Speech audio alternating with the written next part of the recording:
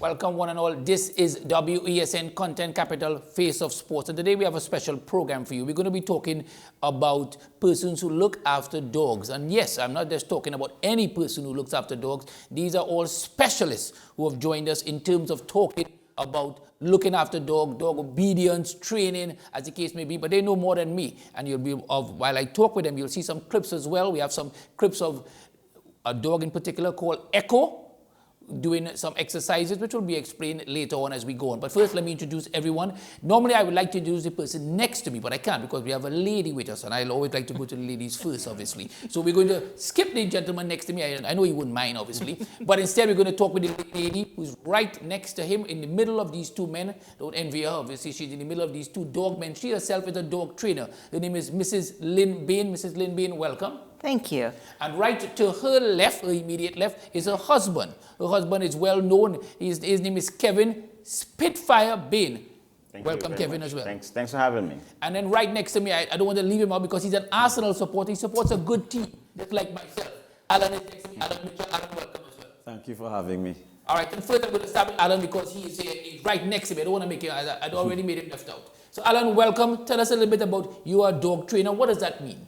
Well, as a professional dog trainer, I do both obedience training and also protection training primarily. So I do it as a service to people, and I'm also a founding member of the Universal Schutzhund Club of Trinidad and Tobago. Say that name again, because Schutzhund, so it's Universal Where did that name Schutzhund. from? Well, it's a German name, so it Really? means protection dog.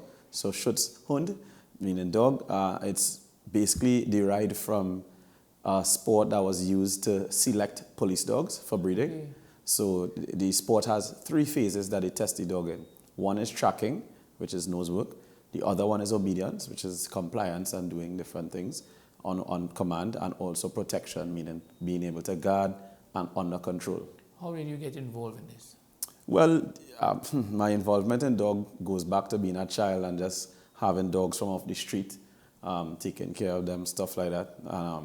And then after, of course, as you get older, you start to learn more about dogs, you start reading books about them, and then you realize the potential that how you can train a dog, the different things they can do. And as you grow, I've met people here of like mind in Trinidad, and we came together, we formed a club and started to progress towards this, and this was the sport we chose the Schutzhund sport, having met some German trainers that came to Trinidad many years ago, and that was it. The rest is history. You mentioned 3 different aspects of it. Which one is your favorite in terms of training? Well, come on, everybody loves to see a protection dog doing its job, so it's everybody loves to see it, not actually to be the one doing it. Well, yeah. Well, including myself. Yeah, that's the thing. But I mean, the more you get into it, you actually, as a trainer, you actually love to do the protection work. So I am on both sides of the lead, so to speak, holding the dog sometimes as a handler and as what you call a decoy. That's the person who's going to get bitten. That doesn't sound good. It's very exciting. That doesn't sound good. All right, well, let's talk with Lynn. Yeah. Lynn, if you don't mind me calling you Lynn, obviously, sure, right? Please. Lynn, tell us a little bit about your experience. How did you get involved? Sure. No, I've been a 3rd generation dog person, so my family bred St. Bernards, and I've been doing dogs since I was very small, and became a professional trainer when I was about 18. Wow. And have been training since. I train everything from pet dogs all the way to protection dogs. What have you found to be most enjoyable? Just as the gentleman next to me obviously likes the protective. What do you which one applies to you? Well, I do like the protection. That's a lot of fun. What I really like is I like seeing the dogs do really good obedience during protection, that control when they're very, very excited. Give us an example of what you mean when you say obedience during protection. So they have to be under control. So they have to, when we tell them to release and come back to us, they have to be able to walk past the decoy and follow the rules of the exercises that the judge puts forth. And they need to make sure that they stay level-headed and not out of control, because if they do, you lose all the points. Wow. As someone who has been a trainer for this length of period, what's the greatest challenge? What have you found to be the greatest challenge, Joe? The people. The people? The dogs are easy to train. The owners? Are you saying, do you mean the owners? I do mean the owners. Why? Give us an example. Well, they're just, a lot of people come with their idea of how they think a dog should be trained. And they don't realize that what they are doing is contributing to the dog's challenges. And sometimes you have to change their minds and teach them a new way of doing things. And sometimes that can be difficult. But it's a lot of fun when it happens. People are always more difficult. All right, so let's talk with the man himself, Kevin Spitfire, being a man well recognized and described as a decoy. So I left you, Kevin, first to explain what is a decoy. Yeah. So a decoy is the person that he puts the suit on, he takes all the bites from the dog. He put the dogs in different drive, maybe prey drive or fight drive, or defense. So in defense, when the dog in defense, when the decoy put the dog in defense, he's actually challenging the dog to see if he's gonna run away or if he's gonna stay and fight, right? Which in Trinidad, that's what we train the dog for defense. So when somebody jumps the yard, the dog can bite. Right. Okay? In the sport world, we do a little more prey, not too much defense, but we do, it's like changing gears, Okay. When they're young and they're learning, we want to train them in prey so they build their confidence up. Prey is like they're chasing a ball or chasing something, that's prey, And then we want the defense part, we want to teach them a little defense, but they must win. We must give them a fight, like, I bluff them a little bit, and then they come back to me, and then the dog wins. Is it that the dog works on instruction? Because you mentioned, okay, like, for instance, if you have a dog at home, for those watching us, if you have a dog at home and you want it to be trained exactly for what you've just said, somebody jumps the fence, is it that he attacks them immediately or does he do it on instruction? Well, in your yard, he should be guarding your yard. Right. When you're walking him down the street, he shouldn't be attacking nobody unless somebody attack you. Right. You know what I mean? That's under control. If I put my dog in my property, the same way you put on your cameras to watch your place, it should detect somebody jumping your fence. The dog detects somebody jumping your fence, then you should probably buy them, Right. And each case is different. If you want your dog to just run and bark at them and scare them, because now the laws has changed so much, you can be sued. Yes. So I prefer my dog just give a little scare them and scare them away, than actually buy them. Depends on the law. Right. So let's talk about your decoy thing. I'm sure we're watching right now as well.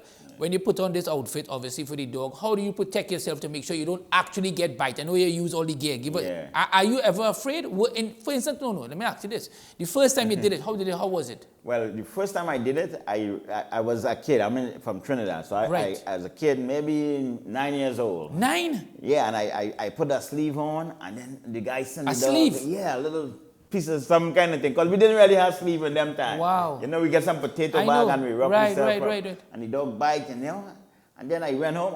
The first thing I did, I ran home to my mom, and I told my mom, it's the best experience I've ever had in my life. A dog biting you? My spirit left my body, and I can see myself, so I was so high. Adrenaline. Right. You weren't afraid? Adrenaline, huh? You weren't afraid? No, the adrenaline hit you. So then I say most decoys are adrenaline junkies.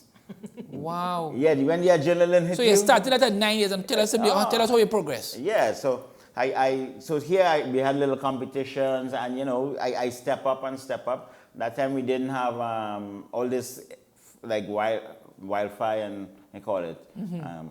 We had just emails. Yes. So then I had people started email me from different countries. Yes. And then I started travel. So I went to Colombia, I went to Anguilla, and this is on email, right? Word of mouth. Yeah. Word of mouth. There was no Facebook, there was no 100 people, just word of mouth. So Spitfire, the name Spitfire. How you got that name? Okay, so I was young again here in Trinidad. Finally, you have a lot of things when you're young. Oh, Go ahead. Well, that's how I hope you're giving us all these stories, and you're not shortening the story because of the lady next to you. So I want to get all these stories, so go ahead. Yeah, that's how the tree grows, it had to start somewhere. No, it's okay, all right. So I was training my dogs, some helping some people with some dog at the side of the road. Right. And then these guys pull up with their dogs, and I'm like, who are these guys? And then they're like, oh, you're doing it wrong. They're telling me I'm doing it wrong. And so I look up at them, they're bigger than me. So I'm like, what do you want? Right? So then they come on, and I don't know if I should mention name, but it's okay. right? So Lennox Hines and Yes. Trevor Lacroix. Right. I mean, they're the best trainers, one of my best trainers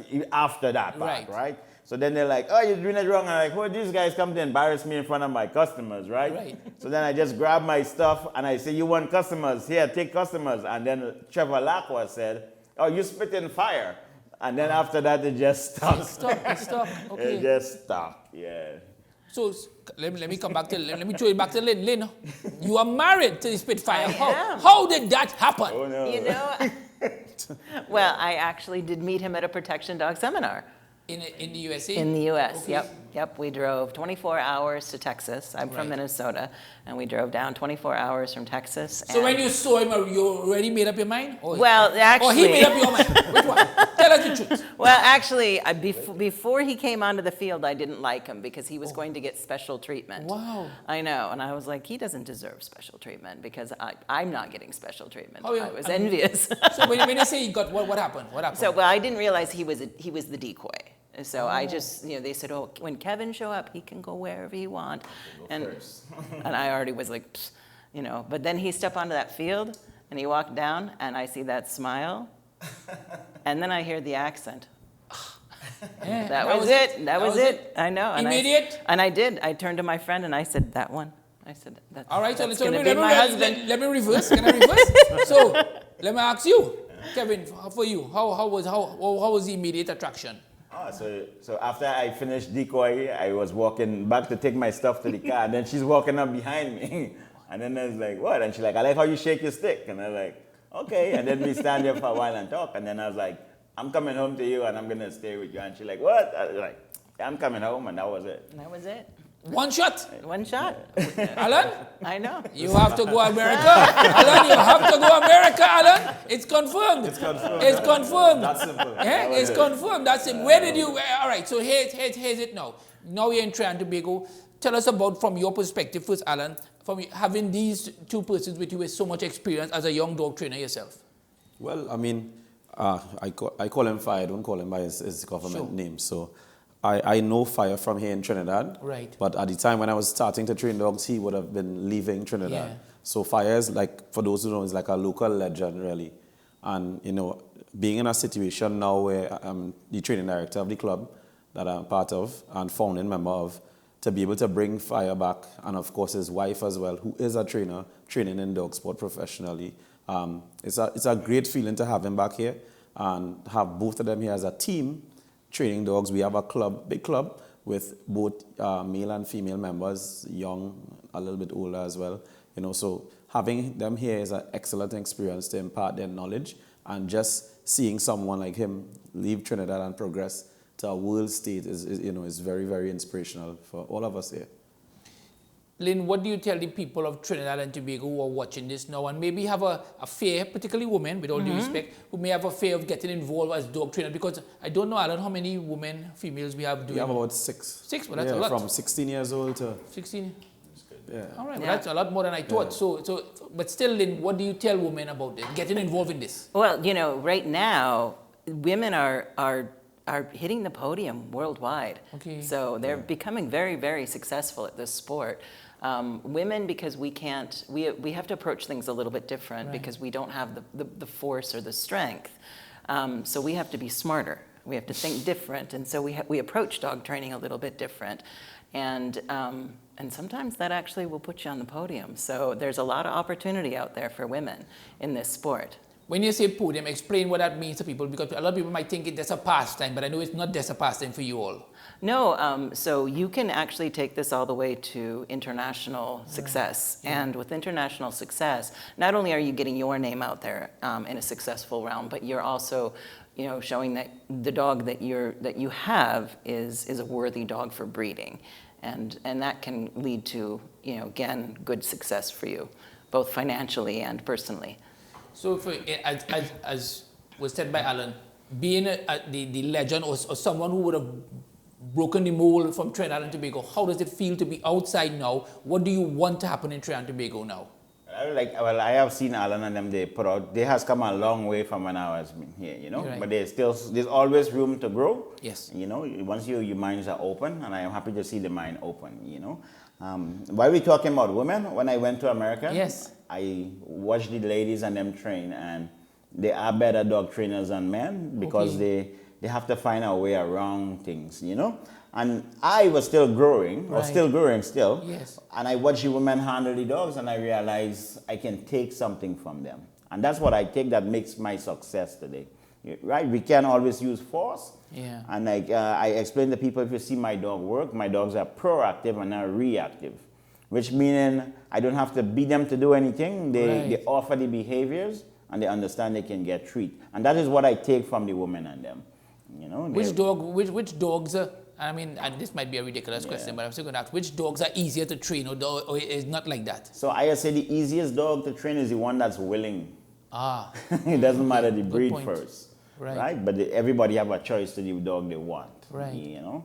So the most willing dog, like you hire somebody and he's not willing to work, Right. I have him, right? You have a dog that understands if he does a sit or he does a down, you give him food. That's the best dog to work with. In terms of breeding, which is the most popular dog in terms of breeding to train? Yeah, the Belgian Malinois. Okay, why? Yeah, they come with an engine like a speedboat. Oh. Yeah, they do not really turn off. They don't really have an off switch. They only go, go, go. Super ball drive, we train with a ball. Right. And they actually like fearless, you know. They do anything for what they want. And that's been the dog the military has been using most of the time right now. From your perspective, earlier I asked you in terms of challenges and that kind of thing. What do you, from the perspective of being in Trinidad and Tobago, this is this your first time in Trinidad and Tobago? No, this is my second visit. And how do you find it? Oh, I love it. I love this country. Yeah. What okay, so this is the second time. So let me ask you the obvious question I normally ask people who are visiting. Has Alan cooked any food for you or anything? Or is it that he's a dog trainer, he can't cook? They just arrived. No, hold on, it's the second time. So, I mean, in terms of food, what has he told you about food? Oh, goodness. Well, Kevin probably didn't tell you, I'm quite a good cook. Oh. And I cook a lot of Trinidad food. Truth? Mm-hmm. So Kevin taught you how to cook, or you just know, No. Kevin can't cook? No, I learned. Kevin can't cook. All right. I am saying that. I know, but it's never as good as it is here. Yeah, Never. Of course. Never. So from the perspective of being in Trinidad and Tobago, and just as Kevin remarked in terms of Alan and in terms of growing the industry, because it is an industry, because people look at it and say maybe it's pastime, but I know it's not pastime. Explain that more to people watching here now and maybe thinking, you know what, I can actually earn some money from this. Explain how that works. So, well, I mean, one thing that I've seen is just the dog culture is growing, and it's becoming. I mean, just from my last visit to this visit, what I've seen already is very impressive. So, I'm seeing more people understanding the importance of good care and good training, and what good training, how that makes a better pet. It makes a safer pet, and it makes it safer for the community as well. Alan, now let's bring this back to Trinidad and Tobago. You mentioned, and of course it has been mentioned both by Kevin and by Lynn, that they have seen the industry grow. How is it growing as far as you are concerned first? Well, I mean, Trinidad has a massive dog culture, and we are generally dog lovers. The way in which people cared for dogs many years ago, it's much better now. But if you were to walk in the average pet shop, you would see a wide range of dog food and supplies, and that tells you that there's a demand for it. As a trainer, I get calls every day with regards to training, and there are many trainers out there with the same story. Even during the COVID period, we have what we call COVID puppies.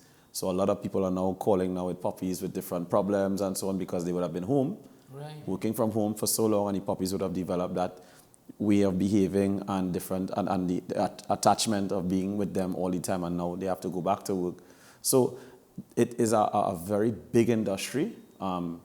Training, pet food, supplies, veterinary care, all of that. It's a massive industry, enough to live on comfortably. Before you go, let me start first with you, Alan. Alan, what message would you send to the people of Trinidad and Tobago in terms of looking after dogs and caring for dogs? Because we see a lot of stray dogs in Trinidad and Tobago. We hear a lot of stories about dogs being ill-treated. I know these things will obviously offend persons like yourself, and including number of us as well. What do you tell people?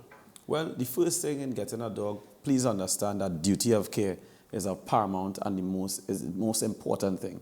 So just caring for the dog is important. It doesn't matter what type of dog, how good it is, if it's a protection dog or a pet dog or whatever. Duty of care is of paramount importance. Beyond that, you should try to socialize your dog, spend some time with it, and give it a balanced life that it could enjoy. From your perspective, what message would you want to send, Lynn, to the people of Trinidad and Tobago and wider? Because, of course, we're on the World Wide Web, but the case may be, and everybody's watching it, and the show is being streamed. What message would you want to send to people about looking after dogs, whether it be training dogs, minding dogs as pets, or just just caring for dogs? Exactly. No, I mean, Alan nailed it. It really is about good stewardship. It's about, again, understanding what the responsibilities are, especially before you decide to take that on. So many people don't understand what the cost and the time investment it is to raise a dog successfully and to make a good dog. And it does take a lot of work. And I think the more people understand that and commit to that, I think the better we're going to be. Spitfire? I like Spitfire. So it's a nice name. It's a nice name. It's a nice name. So forgive me for saying that. Yeah. So I would like to see, I'm happy to see Trinidad moving forward. Before you get a dog, get a professional, to talk to before. Go watch them train, at least a few weeks, I will say. Don't just go get it and talk to them one day. Go a few weeks, see with them, help them out a little bit. So you prepare yourself and your mind before you get the actual dog. And you know where to move forward, you know where you're yes and you know isn't. Or some of these guys can give you a puppy to take home to keep 2-3 weeks to see if you really want a dog before you get a dog. That's the way I will head, but this is the place we love, and we love dogs. We born with dogs, right? People say, well, why you even dog? I like, in Trinidad, if you grew up without a dog, something wrong with you. What is looking after dogs and being involved in dogs taught you the most?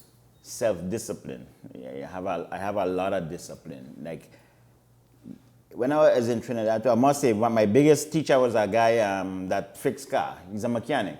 My truck broke down. I'm like, hey, hurry up and fix my truck. He said, no, Kevin. If something broke here, something caused that to break. And if that break, something else is going to break. So he checked A, B, C, D, E. That give me discipline. He put the engine back together and it started right away. And I say spend time getting it right. Don't spend time fixing it. That is what it has taught me. That's the biggest lesson I can take. All right, I want to thank all of you. We're going to take a short break. This is WESN Content Capital Face of Sports. We will be back. Take a short break. We'll be back.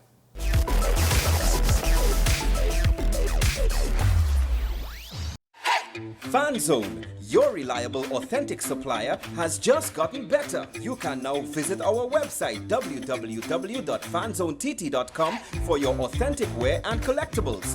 The only place where you can use both your Visa debit and credit cards. Visit our website fanzonett.com to make your purchase today.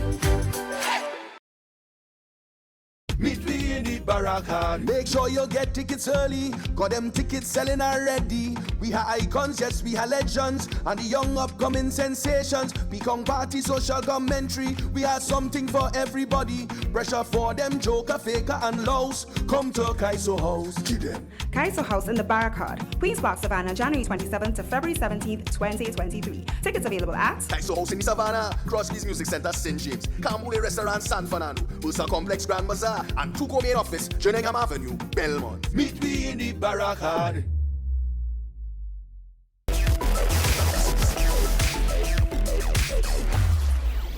Welcome back. We are continuing talking and looking at persons explaining dog handling, not only in Trinidad and Tobago, but hopefully internationally by the time we are finished with this program. Right next to me is Mr. Roger Barkley. He's a well-known breeder. In fact, it's because of him that everyone is here today talking about this. I met him recently again after more than 15 years meeting. Let me not go into the age. But anyway, a long time ago meeting him as well. And right next to him is Mr. Nicholas Elliott. He is Aaron Thomas, my apology. Aaron Thomas, the president. He's the president of this organization, and which we just heard about, obviously. And he's also the man who you will see his dog Echo is the dog that you're watching right now. We were just a few moments ago outside doing some exercises with our very own Ryan and Josh. Josh wasn't brave enough, I should tell you, to put on the decoy outfit. He's a young man, but he's not brave enough for that. He's brave enough for a lot of other things. All right. And right next to him is, we've got with us Nicholas Elliott. He's the head judge. Welcome as well. First, let me start with Roger. Roger, tell us a little bit about yourself, how you got involved. Okay, thanks again for having us, Andre. Well, I've been involved in dogs ever since I was a child. Growing up with my dad, he always had dogs and stuff like that, and I took to it, having taken care of his dogs. And when the time I got my first job, one of the first things I did was I bought a dog. Yeah, and I've never looked back since. So I've been actually breeding dogs for about 30 years now. The German Shepherd is my breed, but in the past I've had Rottweilers and other dogs, Dobermans and stuff like that. So I've gone through, like most breeders, you play around with different breeds and stuff like that, and you settle on one breed. So how has it been breeding dogs in terms of being successful as a job itself, or in terms of earning revenue in Trinidad and Tobago? It's a very interesting question.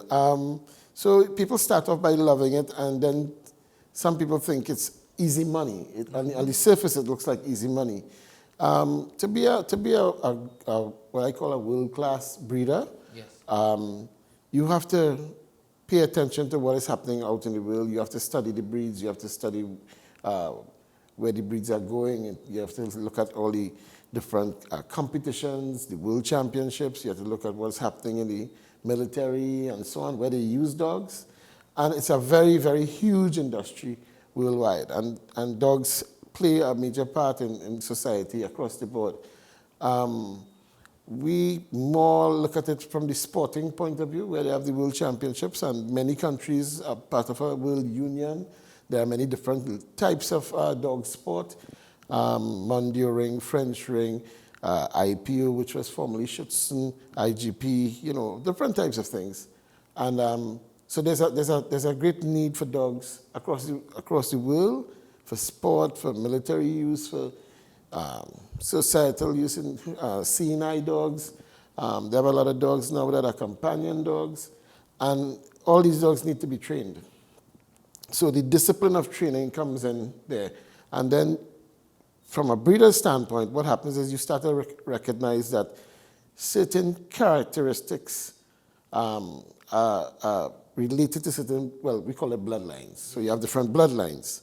And the characteristics that suit best the work that you want to do, what you want to train for, is not in every dog.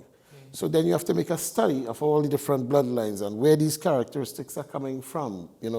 Some dogs are prepotent in terms of what we call drive, the ability to maintain focus and willingness to work and stuff like that. So in terms of getting that information, is it a lot easier now in this era where you can check information a lot easier than maybe it was 25 years ago? Much, much easier. 25 years ago, you had to depend on telephone calls and trusting people and stuff like that.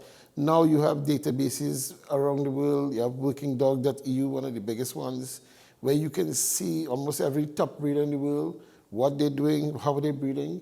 You can sort of track their success and their progress with different litters they would have done. You can see how these litters turned out. So there is now a big difference with the internet and with technology. You're in touch with everything happening around the world.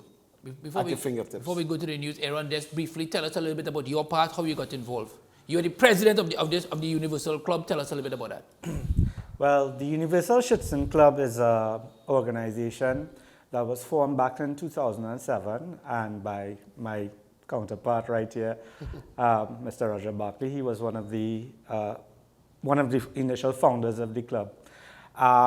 My part in it came in later on, from about 2011, 2012. That's when I joined the club. I always had an interest and a passion in the sport of Schutzen, right? And for those who don't know, Schutzen is a sport that was developed for the German Shepherd breed initially by the founder of the German Shepherd, Max von Stephanitz, all right? It was developed for the police service initially. The dogs were assessed on their tracking ability, their obedience, and their protection. So the acronym TOP, TOP, is usually used for the segments of the sport, right?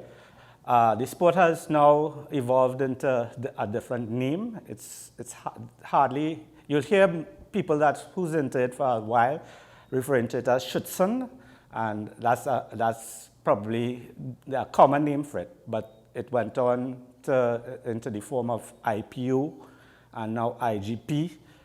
There's another form called VPG, you know. Okay. Hold all those thoughts because we have to break for the news. We have the news coming up here. We take a short break.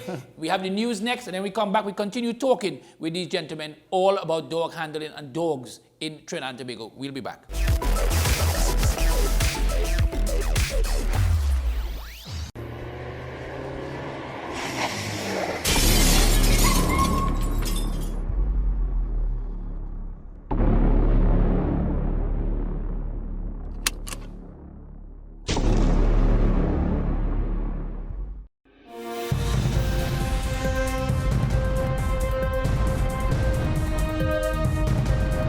Seven is out, all day is in. WESN News on the hour.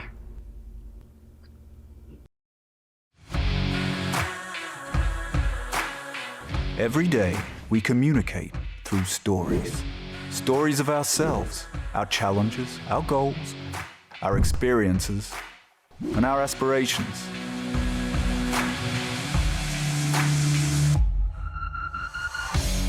Storytelling is an art that we have mastered. WESN Film Studios comprises a collaborative team of experts with extensive industry experience locally, regionally, and internationally.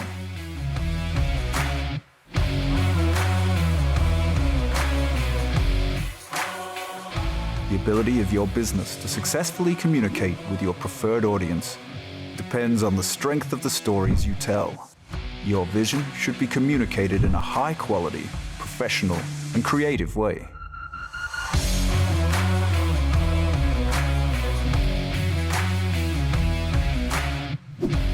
From concept to post-production, advertising to film, multi-camera productions, live events, streaming, and virtual conferencing, we are WESN Film Studio. Let your own unique voice be heard and your vision realized. Call us today at 628-5835 for your next production.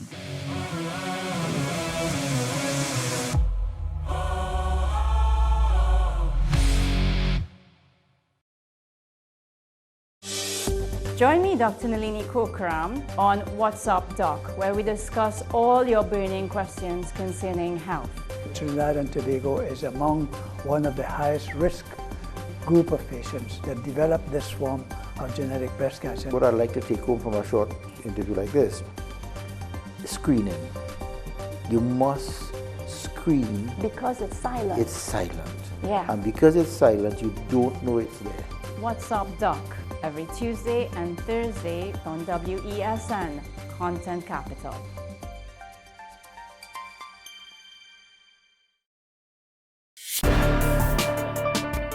People really want to know, what about me? Where do I fit? Yes. What is in the ride for me in terms of a better Trinidad and Tobago? And I'm pleased to shed some light on that. The purpose of bail is to ensure your attendance at court. That's it. It is not punitive, it is not rehabilitative. We the police officers, we are professional and we are here for whenever the survivor is ready to come forward. We have the right to private and family life, the right to religious freedoms and beliefs and thoughts and expression. But these rights are not absolute. Certain rights can be limited. The law is to govern the whole, it's for all of us in public.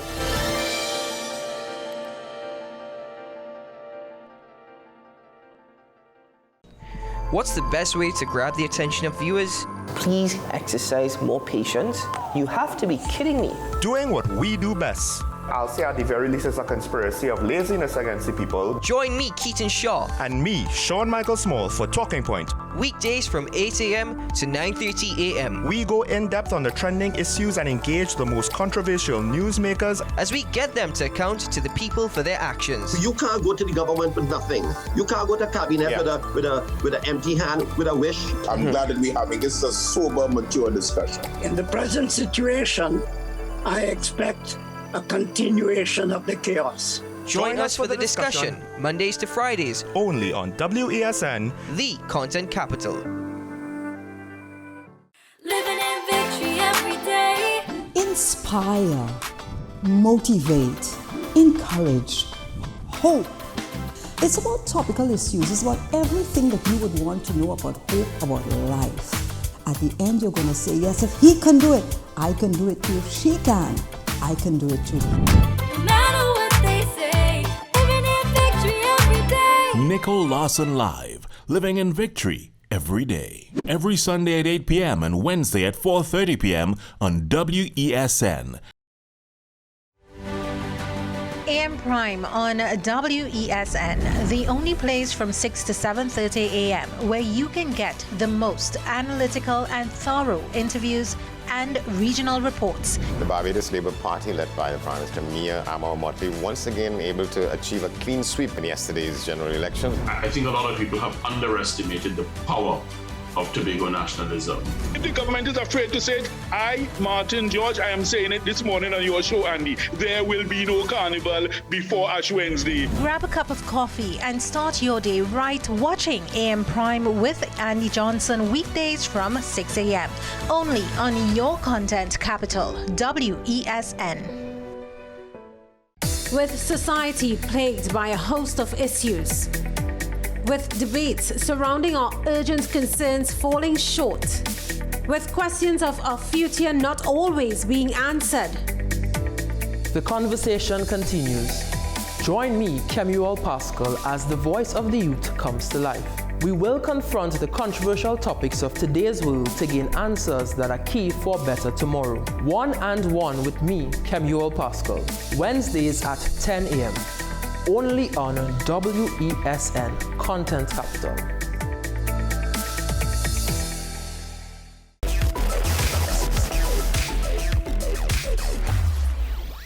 Welcome back. Continue here on WESN Content Capital talking about dog handling in Trinidad and Tobago. We have Roger Barkley with us. We started off talking with him, then we went on to Aaron, and we are still with Aaron. Aaron, the experience of being someone as a trainer of dogs, we are watching you with your dog Echo. Tell us a little bit about that.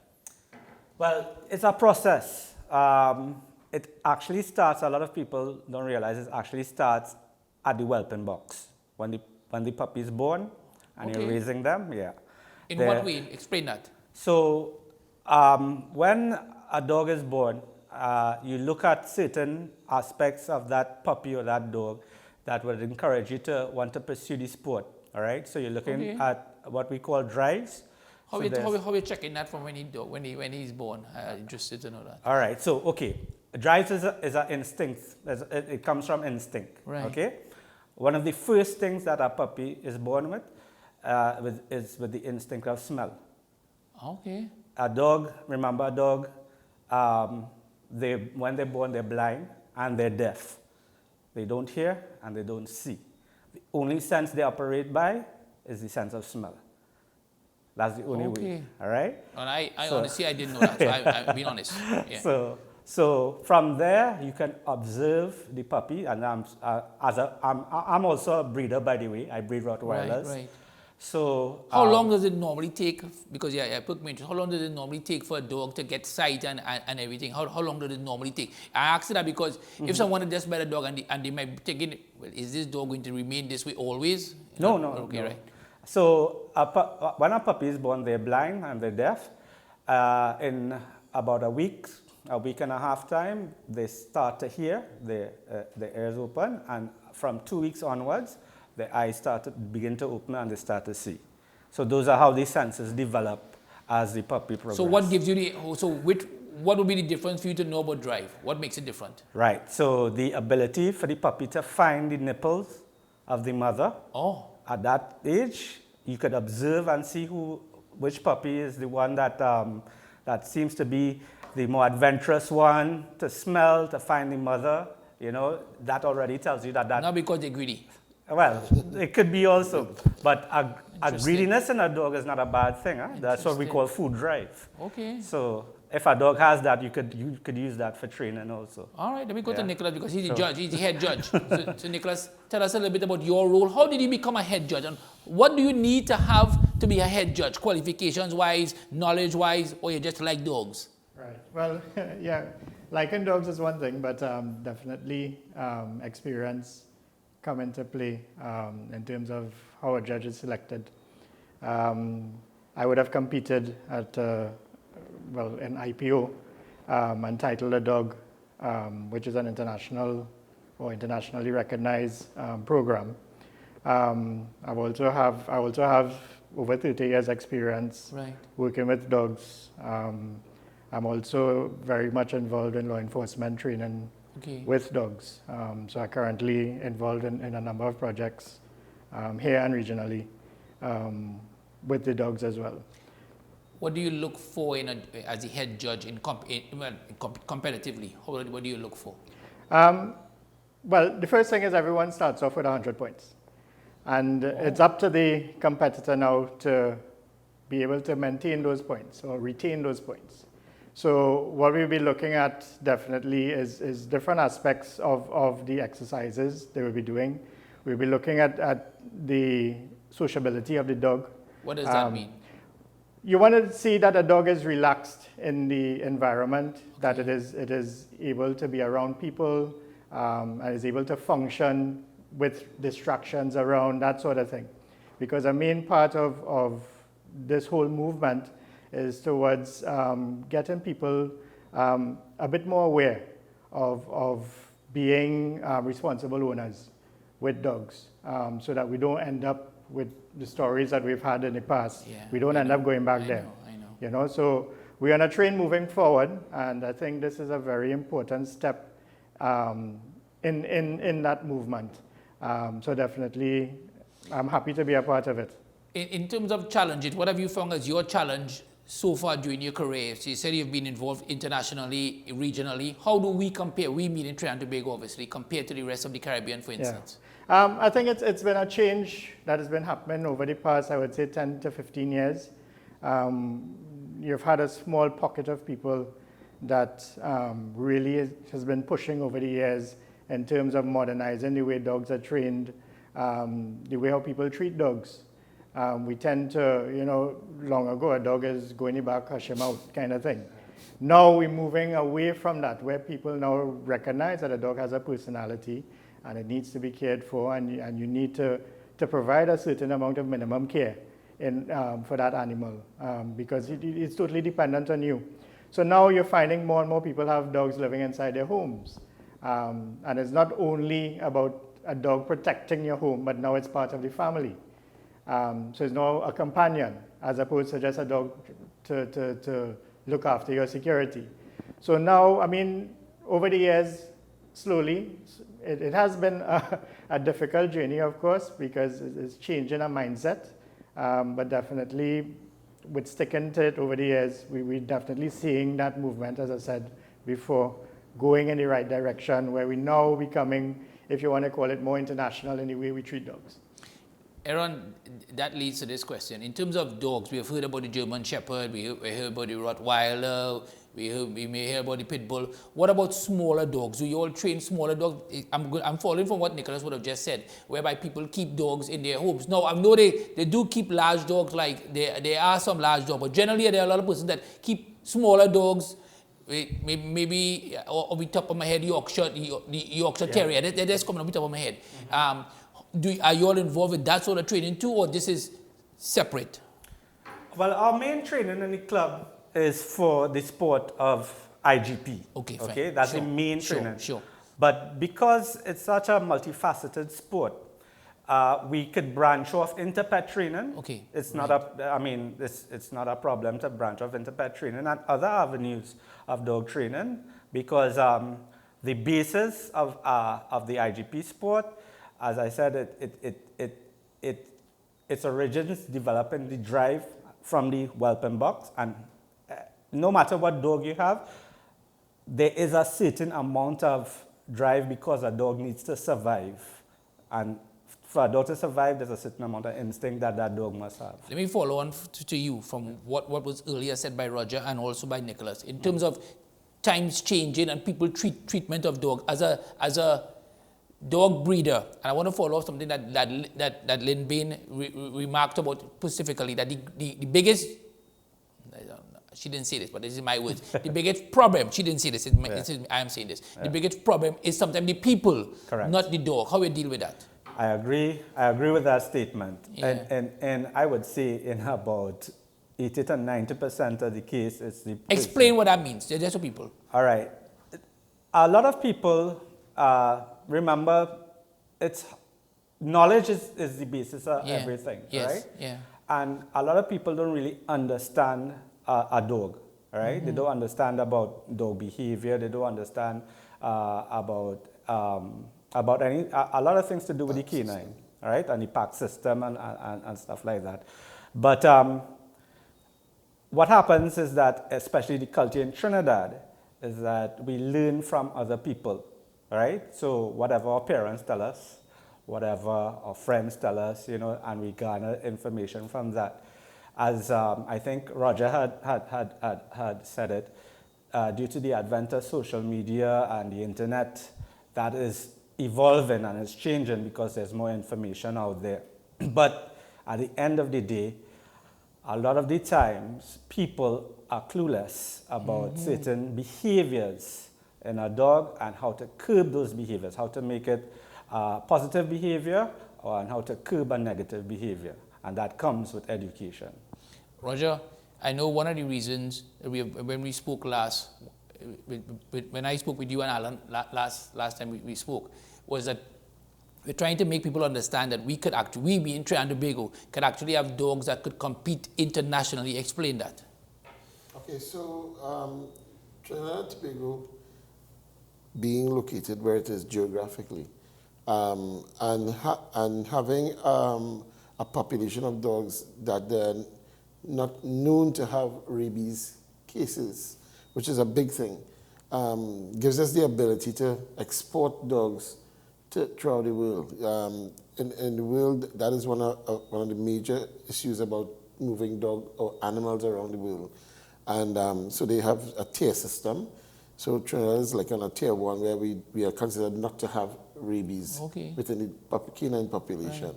So that allows us to move dogs from Trinidad very easily to any part of the world. Right. And unlike bringing dogs into Trinidad, that could tend to be a problem at times. But the system is changing, and it allows you to do a lot of testing and so on before dogs enter Trinidad.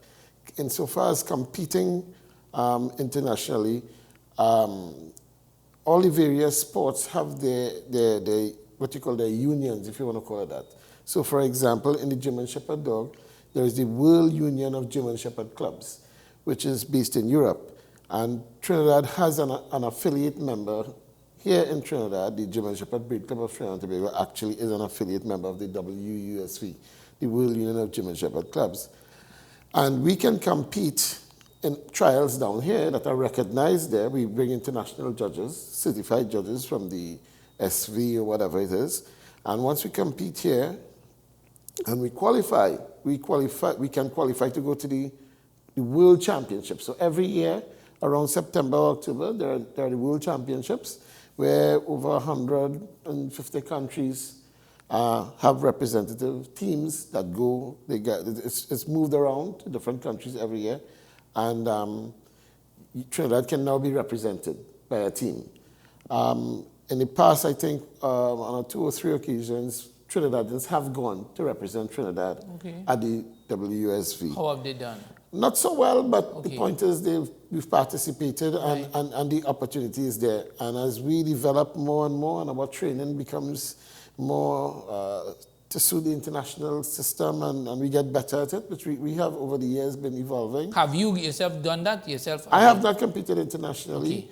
not at the World Championships, but when we have a trial here under that system, we have the results are recorded internationally because it's part of the world system. So if I compete in Trinidad at a SV or FCI sanctioned show trial, the judge is released by the SV or the FCI to do the trial here, and the results, once you pass, it is registered around the world in all the union clubs. So we have a judge here?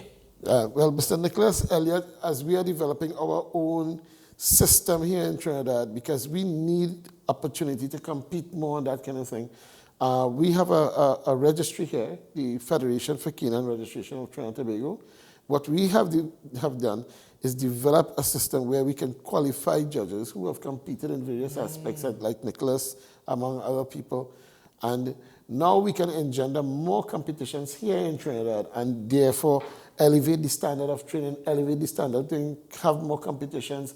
And as a result, what will happen is that you find the cream will rise to the top, and then you'll find people competing at a more international level and that kind of thing. So Nicholas, what do we need to do based on what we would have just heard, not only from Roger, but what we would have heard from Aaron in terms of ensuring, I guess there's no way to ensure, but yes, ensuring that at least we qualify to be there, but even to probably win a competition? Well, it's baby steps. Okay. And I think this particular format that the Universal Schützen Club has put forward, I think it is a major step in that baby step, if you want to say. We have to go through a period of education where we need to educate as many people as we can in terms of the modern way dogs are trained. Dog training now is based on science and is no longer just based on a physical correction. Now it's more psychology than anything else. And the more people that understands that is the more support that we would get going forward. And by extension, the level of competition locally will go up. And once that happens, obviously we're going to get better at it and become more competitive internationally.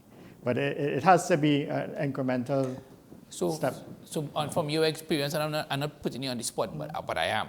But right, from your experience, how much time do we have? Or should we have? Or should we take? For the education program? Yes. I think that will never stop because dog training continues to evolve. As I said before, I am involved in a lot of law enforcement training now. And that's basically what I do. I'm basically changing the approach towards how law enforcement dogs are trained in the Caribbean. And with the sport dogs, it's the same. We have to change the approach, change the way they're training, because now there's so many new developments, a lot of research being done, a lot of universities putting out a lot of papers on dog behavior and how they learn. And we take that information and put that into our training and develop training systems that would suit the development of the dogs in a much better way than we used to before. So how I trained 2 years ago is almost totally different to how I train now, because you just continue to evolve. So the education system is going to be an ongoing thing. It's not going to stop. We're going to get better internationally. They're going to get better.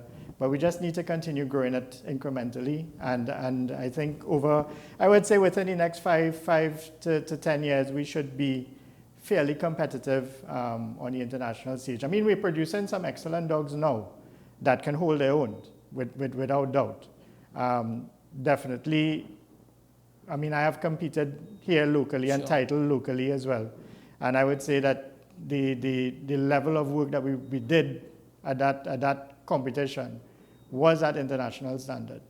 And I think more and more now you're seeing it becoming more of a regular thing than an odd thing. Aaron, on that basis, and again, I don't know if this is a prize, but is there like a champion dog? Or in Trinidad and Tobago, for want of a better word, is that a fair comment? Or is it a champion dog by class or by event or I don't know, that's what I'm asking. Well, the format that the Universal Schützen Club is introducing with the Caribbean Working Dog trial what we've done is that we placed routines for the dogs to do. First of all, the dog must pass a sociability test. All dogs competing must do that. If you don't pass, you do go ahead. That's like common entrance. Yes. Let me put it that way, right? So they must pass a sociability test. Then there's an obedience routine and a protection routine. And in each routine, in the obedience routine and the protection routine, points are allotted. So the dog that would get the total between obedience and protection, that will be the champion dog, right? Now that dog does not necessarily have to top the obedience, nor top the protection, but the cumulative figure, right. Yeah, that would be the champion dog. But we could also have a... So is there a champion dog now? No, because this is an inaugural. This is, yeah. So there's no champion dog as yet. But who is the likely champion dog?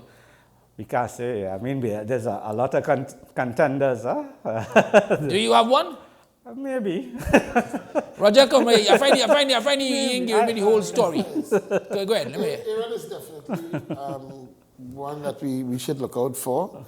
There are a couple other guys from our club and women from our club too. Okay. Yeah. We have a few women. How many persons make up your club? We have actively training on a regular basis, 2-3 times a week, maybe about 20-30 people. But the club actually has many more people than that, and they come and they grow accordingly. You all train at a particular place, where is the club located? Oh, our club is based in St. Joseph, Maracas. Right. In the Maracas Valley. Actually, it's an extension of a property that I am on. And we have a clubhouse and everything, and a training field. It's lit. So club members come, they use the field at any time of the night, okay, or the day, as the case may be, you know. And we spend quite a lot of time up there. We have it's like one big family, and we enjoy ourselves with our dogs and so on, and we work towards competition. And there are people outside of our club with smaller clubs who are training as well towards this. And some guys out in the east, there are some guys in the south. We have to watch out for them. And it's going to be nice, healthy competition, fair competition, a good spirit, and we wish everybody the best. What would you as someone very much involved in the sport, as we're coming to the end, what would you like to see happen to your sport? I would love to get to the point where the sport is recognized by our local Ministry of Sport, okay, as a sport officially. Is it not recognized yet? It is not officially recognized as a sport. Okay. It's a huge thing out there in the world, and we have a big following here in Trinidad, and I think it's time that we sorry to cut you, but what is the keep-back? Why is that not so? We in the past, we've advocated, maybe 10 years back, we've been advocating for it, but we've not been able to... Is there a reason, has a reason been given why? No, not really. It just hasn't gotten the traction, but I think now we have the sort of momentum, and I believe we have... an awakening and an awareness now. And I think now is the time to make that push. And hopefully we can get the government to look at it and see it for what it is. It's a good thing. It occupies your time wisely. It's a good thing for young people. It's a good thing for... We have a lot of women, as I said, young women. We have older people in the club. And it's a good thing to use your time well. And to keep young people in particular occupied is always a good thing. Yeah, so any kind of sport is good. And if we could get some kind of recognition on an official basis, you find that there is a lot more we'll be able to do and that kind of thing. You know, a lot will flow from it. So I'm looking forward to that. I'm really looking forward to that. Aaron, as we go, same sort of question to you. What message would you like to send to the people of Trinidad and Tobago for your sport? Well, the message I'd like to send is what the basis of the Caribbean Working Dog Trial that was set on, the foundation, which is responsible dog ownership. You would have recalled in the past we've had really bad incidents with dog maulings and everything. And a lot of that stemmed from people not having the knowledge and also not being responsible. Unethical breeding. All right? And unethical breeding and all of that. So all that falls under education. All right? But what is unethical breeding, if you don't mind? Okay. So if you know that you have a dog that is, because just like people, there are dogs that are unstable. If you have a dog that is unstable, Okay. and you go ahead and breed that dog, Right, there's a okay. high likelihood that that dog will produce unstable dogs. Understand. And that happens. Understand. You Fully know, that's unethical breeding, Yep. Understand. for example, right? Okay. Yeah, so my message would be that we need to have responsible dog ownership, and that's what the Caribbean Working Dog Trial is based on. The trial is not only with the sociability test and the obedience and protection routines, both novice and advanced. We also try to include other people in the show by having an open demo where people can come and they can exhibit, a routine. I think it's up to 8 minutes with obedience and protection for the dog, right? Again, the dog must pass a sociability test to do that. And then we have the ever popular, if you're into working dogs, the ever popular hardest hitting competition, where basically you have a dog, the decoy is in a suit, and you send the dog. Hardest hitting. Yeah, and depending on the speed and how hard the dog hits, right, the dog is judged. Now, in the past, a lot of time that was the judging of that part, right? What we've instituted, all right, and I know it's not popular, but again, for responsible dog ownership, we institute that the handler must be able to out the dog after the dog When you bites. say out, what do you mean? To release. Okay, fine. Yeah, Fine. on command. Right. Right. Because To out release on sometimes has a command. different meaning. Yeah, so yeah, I yeah, wanted to be yeah, clear yeah, about you're that correct. part. Yeah. You're correct. Right? So to release on command, right? The dog must be able to release on command, and they're being judged accordingly. All right. Nicholas, to wrap us up, from your perspective as a judge, you've been a breeder, you've been involved in all the different spheres, you've seen it in the Caribbean, you've seen it internationally. What do you want for your sport? I think it's just for the sport to continue to grow and to use it as a tool to educate more and more people about, as Aaron would have said, responsible dog ownership. I think that is the most important thing to us all, that more and more people get responsible about how they manage their dogs, how they care for their dogs. And, I really hope that people would use the opportunity to get themselves educated, get to the clubs, find out more about it. Especially now with crime being where it's at, more and more people getting protection dogs. And it's very important that people get themselves educated before getting a protection dog. And I think these clubs and the sport, they're all good avenues for persons to get that education that they require. I want to thank all of you also. It's been our pleasure here on WESN Content Capital Face of Sports to brought you this program. We thank them very much, all the guests that we have had with us today. Take a short break. We'll be back.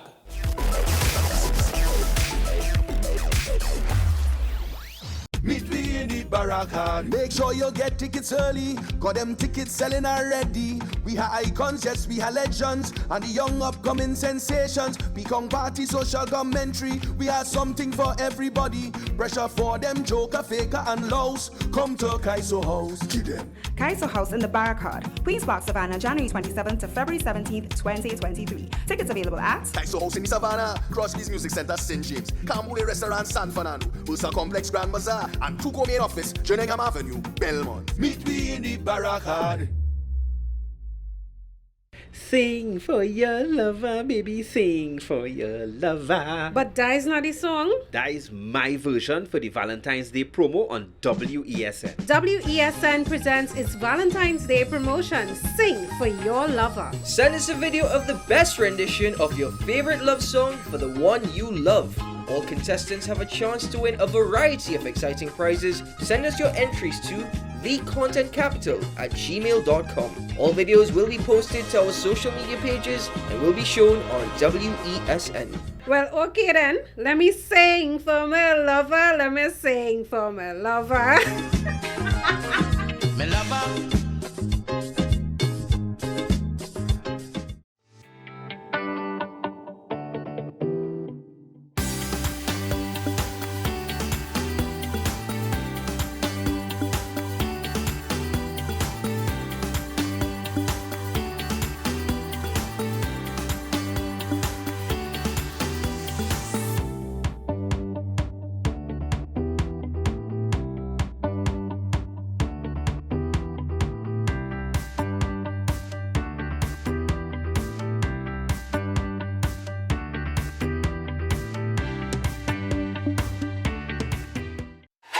FanZone, your reliable, authentic supplier, has just gotten better. You can now visit our website www.fanzonett.com for your authentic wear and collectibles.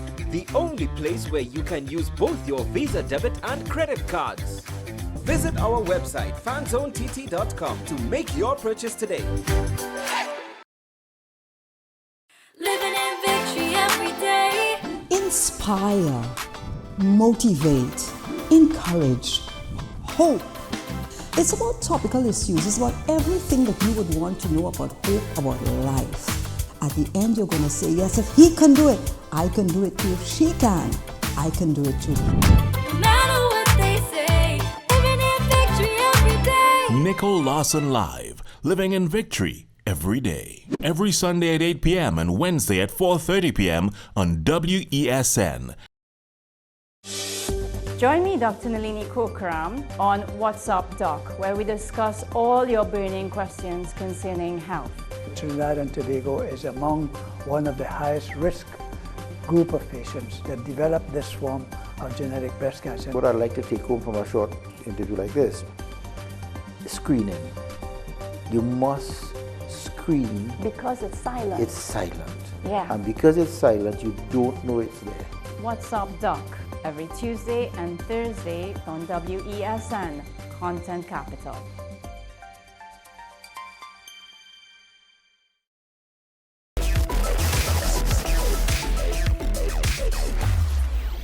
Welcome back. Much thanks to all of those gentlemen and lady for talking to us about dog handling in Trinidad and Tobago and trying to take it up a notch. As we would have heard from Nicholas, the head judge, baby steps, but Roger Barkley is determined, Alan is determined, Spitfire is determined, his wife Lynn is determined, and of course Aaron, the man whose dog Echo we have watched in the park with Ryan and the very bashful Josh.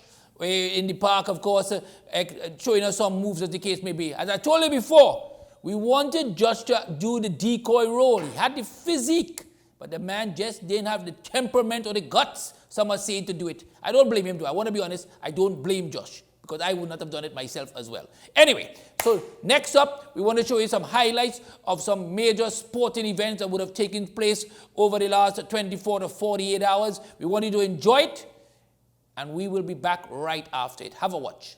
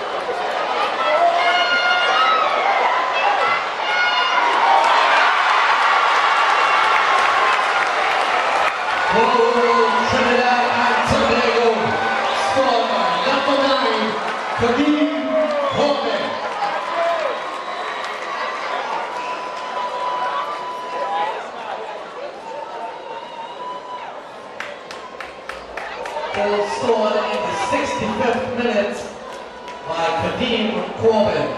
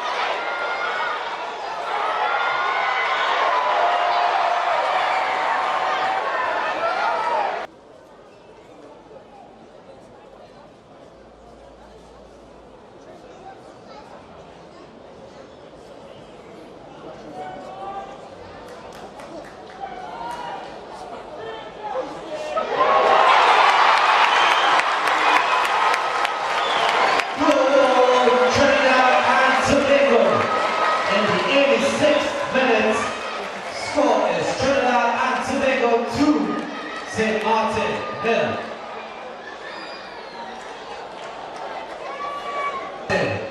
Goal scorers Kadeem Corbin and Real Gill.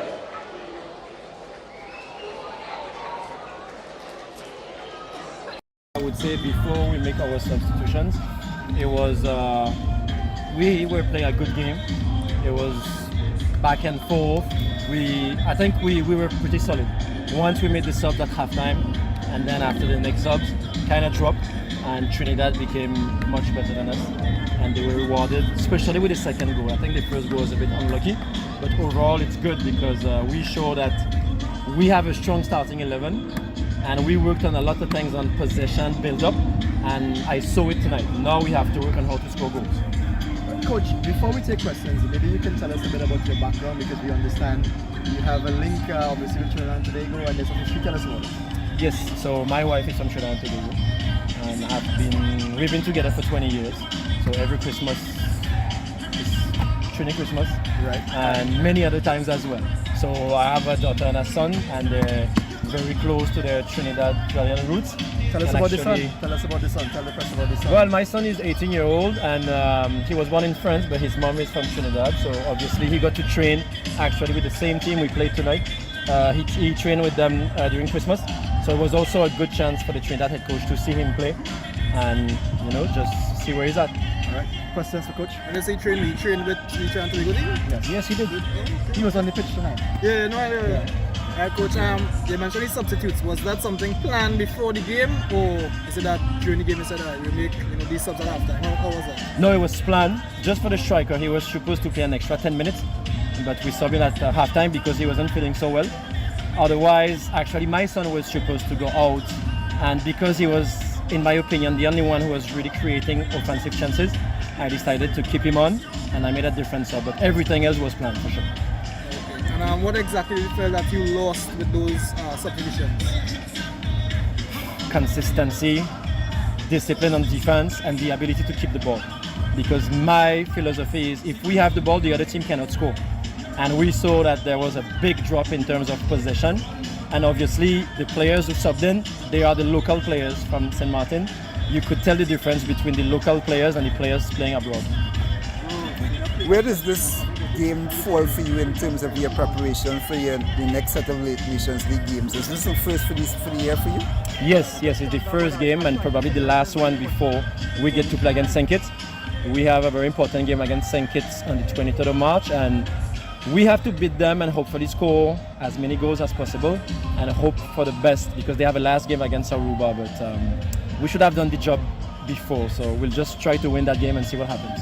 So is that a concern? You mentioned before about working on scoring, and you said you don't have another practice game. So is that a concern for you, because you didn't really have a lot of penetration up front tonight? Yes, we spent the whole week working on build up, possession, and I didn't work on anything about finishing. So now it's a concern because I don't know when we'll have time to work on this. So we're gonna have to hope that we have skilled players who are able to make a difference based on intuition and just because they play games with their club and they can unlock the situation for us. Yeah. How did you find Trinidad as opposition tonight? Well, I watched them train in December, so they stick to what they worked on. And you could tell that they knew they had passing patterns. They were playing 4-4-2 and they know how to move and where to move. What they needed was probably a game like this against a good enough team to see if they could apply it and be successful with it. And at the end of the day, they were successful, even if it was not our best 11. I think it's good for the head coach because he was able also, I guess, to see some young players, some new players. So no, they're coming strong, and obviously they have players abroad, so it should be a strong team. I know they have 2 games in March. Kale, I hope I pronounced it correctly. Kaile. Yes. He's 18, but on the other end of the spectrum now, we have Mr. Dalmat, who is age 40. Give us a word on his performance tonight. Always very good. This player knows when to attack, when to keep the ball, when to help his team on defense. Mostly all the time find the right pass. You could tell he played Champions League, definitely. And he's big help for us because it doesn't matter what age you are, if you could play, you play. And so far, he plays. The only problem is that he's suspended for the March game. Yes. That's a big miss. All right. Are we all good? Yes. All right, Coach, thank you very much. We want to wish you the best in your upcoming encounters. Thank you.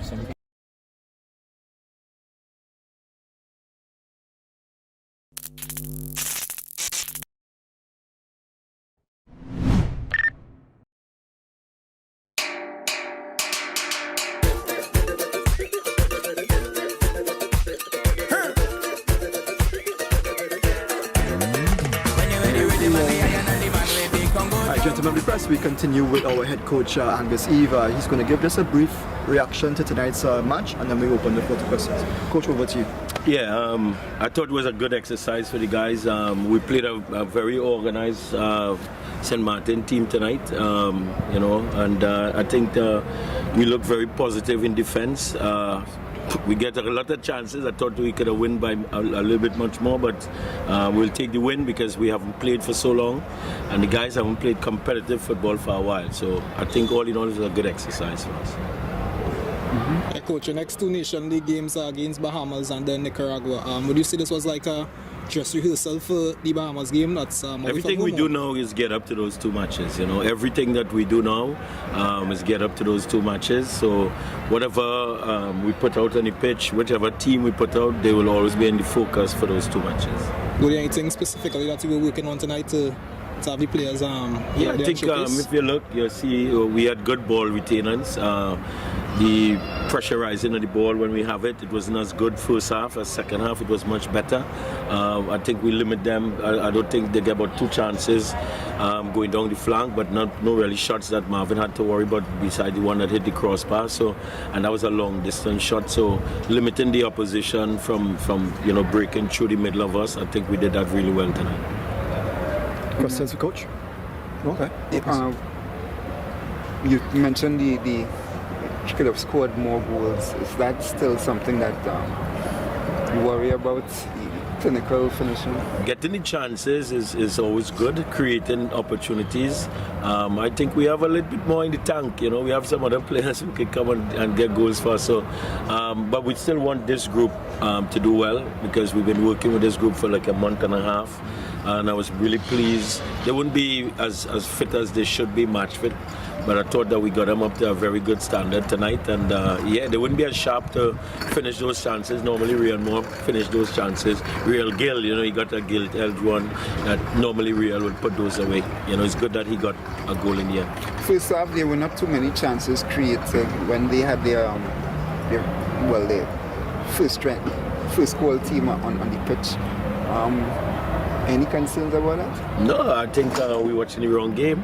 I saw Real Moore broken down the left-hand side. Few, but right, and they didn't create any at all. So we in international football is like that. It's the team that makes the least amount of mistakes. So I thought that we had the better gilded chances. If you look back over the tape, we had about 3 really, really good opportunities, and we didn't take them. So on that basis, on that, I thought we had the better first half. Right, the opposing coach spoke to the, raise or lifting your team's intensity in the second half. Will you speak on that? Yeah, I think first half the guys were a little timid. As I said before, these guys haven't played football since the Ascension finish back when, early last year. So we just had them for a week and a half. And we analyzed, me and the staff analyzed what they were doing and why they were getting the ball a little deeper in midfield and then creating. So we then put the higher pressure on them in the second half and we raised the intensity. And that's what enabled us to get the chances that we did in the second half and tried to take over the game a little bit more. All right, Coach, a word on the opposition, but more particularly number 11, Kylie Overy, and his play he's Trinidad, yeah, so that's why you bring him up. He's Trinidad, and he was training with us actually in December. But simply because I told his dad, who's the coach of the opposition team, that I had these guys in training, we wanted to see them, and they had an opportunity to play him in this game against us. So we know that we would have seen him play. So yeah, very impressed with him. Obviously, he picks up the ball, he goes past people, he goes at people. He's actually 18. We'd have loved to have him in the under-20s if we had known about him before. And I think the organization of the team was good. You know, they have a number of players playing in the French lower leagues and stuff like that. So they've actually been playing football. So it's credit to us actually to stand up with them, which when we haven't been playing football. But will there be any push to get or integrate Kylie into the Trinidad setup at all? Yes, the answer is yes. You know, we definitely, so he's with Kansas City at the moment. So we definitely already in contact with him. As I said to you, we already know of him. He was training with us in December before he had to go back up. So he's definitely one of the players on our radar. What does the father think about that? He's elated. He wants him to play. He wants him actually to play for Trinidad. Hence the reason he said he wanted to use him in the game tonight because it doesn't count as a game for him at senior level.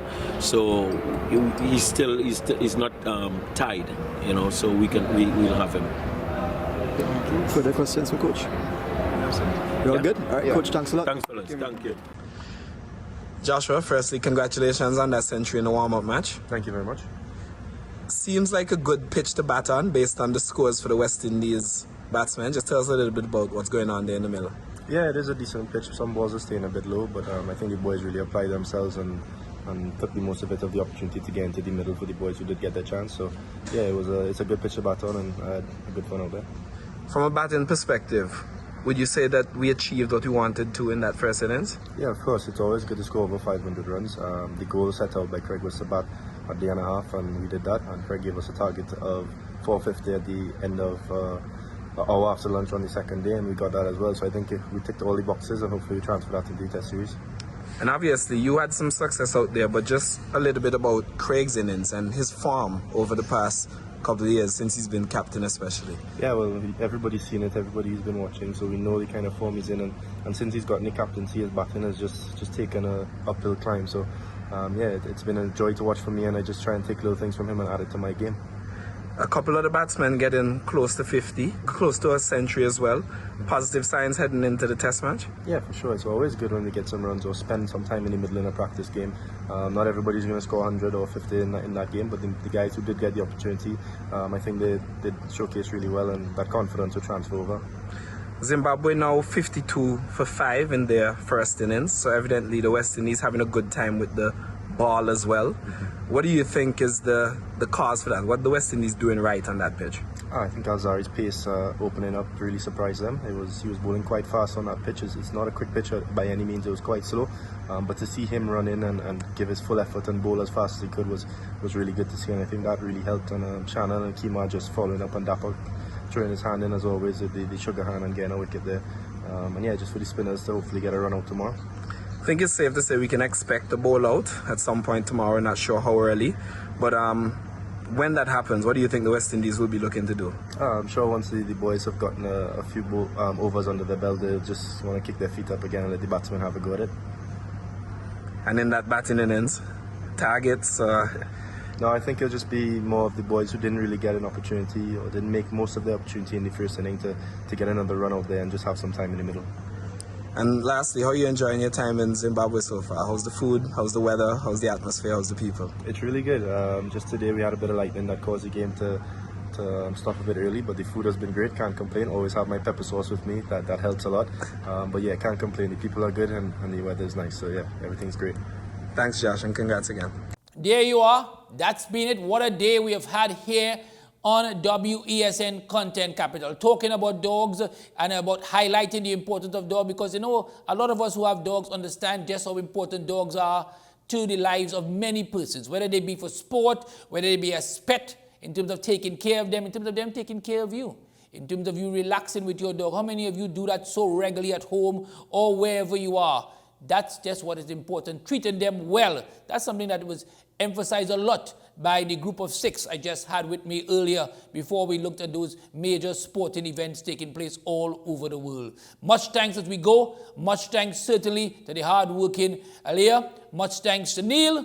Much thanks to Josh with all those promos. Rodney, Keaton, Sean Michael Small, the NFL expert that we have with us. Much thanks to him as well. Much thanks to Josh. Much thanks to Miles. Much thanks to Rodney. This has been WESN Content Capital, the face of sports. Goodbye.